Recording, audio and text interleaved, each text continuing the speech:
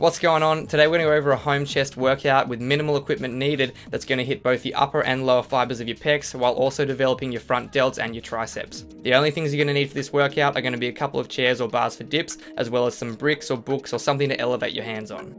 This workout contains exercises and variations suitable for any level of fitness, and we'll go over the details in the video as to how to make sure you get the most out of each set and optimally develop both the size and strength components necessary for good chest development. The main 3 exercises are going to be performed each for 5 to 20 reps with 90% exertion, making sure that you're taking each set close to failure but still leaving around 1 to 3 reps in the tank. Rest times between sets are going to be at least 2 minutes, as shorter rest times, especially between that 30 to 90 second mark, do tend to result in less overall volume and poorer performance on each exercise, and as research has shown, longer rest times of anywhere from 2 to 5 minutes plus do tend to result in much better size gains and in strength gains. First exercise is going to be 2 sets of conventional push-ups for 5 to 20 reps. This is going to target our entire chest, front delt and triceps. Beginners are going to perform their set with their knees on the ground using as much range of motion as they can.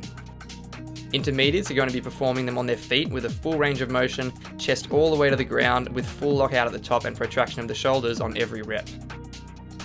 More advanced people can pick either a plyometric explosive push-up or an archer push-up to build that single arm push-up strength. Again with the chest all the way to the ground on each rep. Again, make sure you're getting at least that 2 minutes rest between these sets, as we don't want to be underperforming on that second set or any of the further exercises. Once you've done those 2 sets, we're going to be moving on to 2 sets of decline push-ups, again for 5 to 20 reps. This is going to be focusing more on the upper pecs as it forces the line of drive of our shoulders to further engage the upper pec fibers that attach more to your collarbone rather than down low in your chest. Beginners can also use their knees for this, but should make sure that whatever you're elevating your knees on isn't so high that your body angle is too steep. As a general rule of thumb, somewhere around 30 degrees inclination is probably the most you're going to want for these. Instead of the knees variation, an alternative for beginners is to use the feet elevated as well, but instead of performing the full push-up, sticking to purely an eccentric negative, where you position yourself in the top of the push-up first and control your descent all the way down before getting to your knees, walking yourself back up to your hands again, and repeating. Intermediates will again perform normal strict reps with great control on the descent, a stable core to make sure that lower back isn't arching, and again a full range of motion. If you're more advanced, you're going to use either parallettes, bricks, handstand blocks, books, anything that you can elevate your hands evenly on, and you're going to perform clean decline push-ups with that extra depth, sinking your chest and shoulders between your hands, and if you can, holding a 1-second pause just off the ground at the bottom of each rep before exploding back up into top position again. After getting those upper pec fibers fired up, we're going to be moving on to a more lower pec and tricep dominant exercise with 2 sets of dips, again for 5 to 20 reps. Beginners are either going to perform them with their feet resting in front of them on the floor and dipping between 2 chairs, or on parallel bars with band assistance. For band assisted dips, my favourite way to hook the band onto the bar is simply to loop it over your hands before grabbing the bar as you usually would, getting your knees on top of the strung out band in front of you, and then using that assistance to get you out of the hard part of the dip down the bottom. Intermediates are going to perform a full range of motion dip on the parallel bars, making sure they're getting the upper arm horizontal or lower to get that full depth of the dip, and again locking out fully at the top with the elbows and shoulders.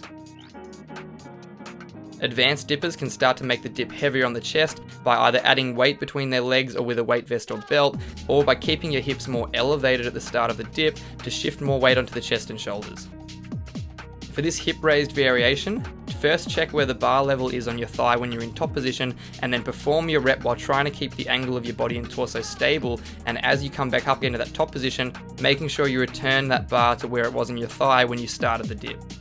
Again, this starts to shift more of your weight forwards onto your shoulders and chest, and will start to develop some of the requisite strength needed for more advanced exercises like planche push-ups and planche holds.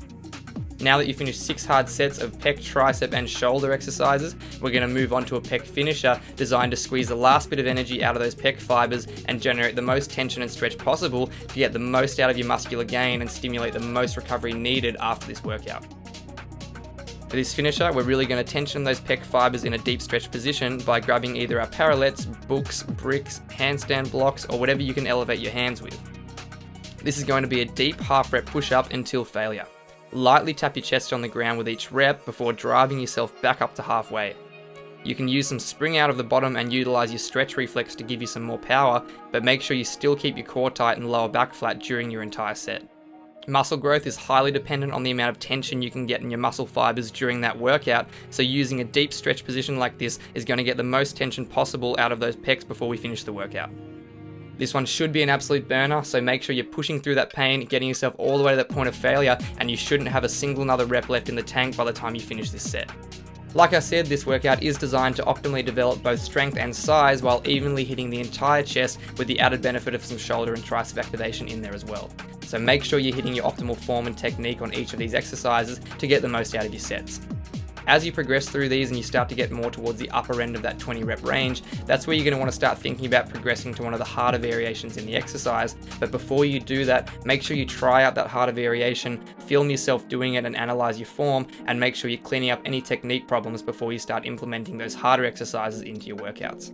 Over a period of weeks to months, you're going to start seeing good progress with these exercises, and you're going to start noticing the reps get a lot easier and your numbers start to go up. So make sure you're still paying attention to your rep ranges and either tracking them mentally or writing them down each week, and making sure that you're sticking to that 90% exertion and getting close to failure on every set, as it is necessary to get close to failure to get the most out of each of those sets.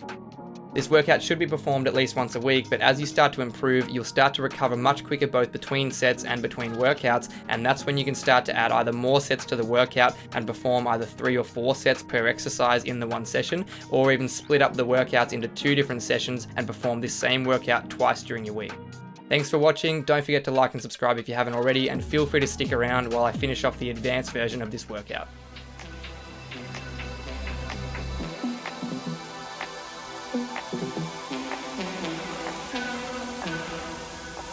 Give you a good time.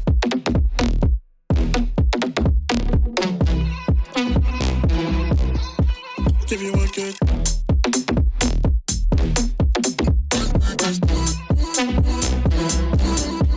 Give you a good time.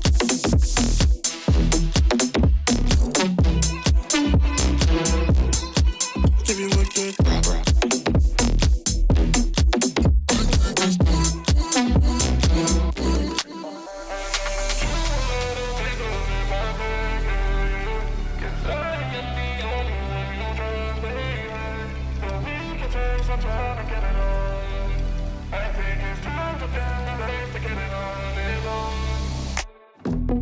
Touch me, love when you put your hands on me. Touch me, love when you put your hands on me. Touch me, love when you put your hands on me. Trust me, give you a good time. Touch me, love when you put your hands on me.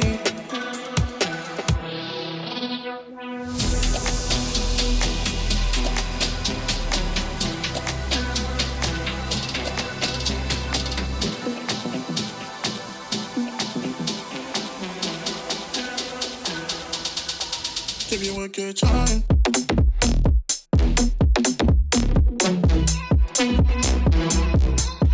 Give you a good.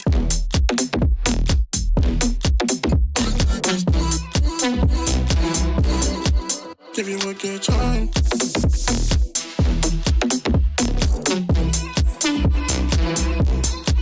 Give you a good.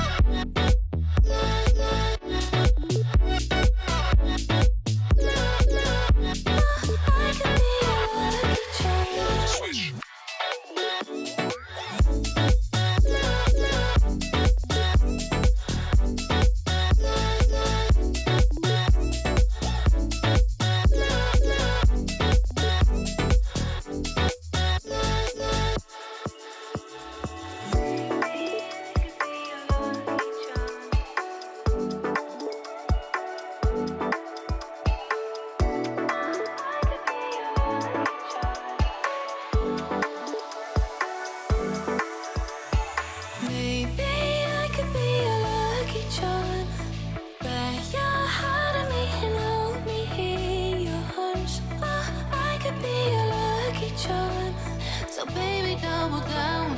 So baby, double down.